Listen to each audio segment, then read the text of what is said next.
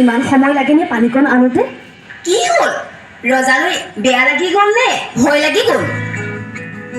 উফ, এতিয়াহে উশাহটো অকণমান ভাল হৈ আছে। ধন্যবাদ তোমালোকক, বহুত ধন্যবাদ। সঁচাকৈ প্ৰশংসনীয় তোমালোকৰ সম্ভাষণ। অচিনাকিজনকো তোমালোকে নিজৰ বিপদৰ কথা নাভাবি যিদৰে সম্ভাষণ জনালা, ই সঁচাকৈ অতুলনীয়। এই আশ্ৰমবাসীৰ ধৰ্ম। নিশ্চয় নিশ্চয়। পিছে ইমান সুন্দৰ এই আশ্ৰমখন কাৰ বাৰু? তেখেত ক'ত? তেখেতক এবাৰ দেখা কৰিব পাৰিলে মোৰ জীৱন ধন্য হ'ব। তোমালোকৰ পৰিচয় বা কি? ইমানবোৰ প্ৰশ্ন উত্তৰ একেলগে দিবলৈ? শুনক ৰাজন, এইখন মহামুনি কৰ্ণ আশ্ৰম। তেখেত বৰ্তমান আশ্ৰমত নাই, তপস্যাৰ বাবে ঘোৰ অৰণ্যলৈ গমন কৰিছে। এয়া হ'ল ঋষি কন্যা শকুন্তলা, আৰু মোৰ নাম প্ৰিয়ম্বদা, শকুন্তলাৰ সখী।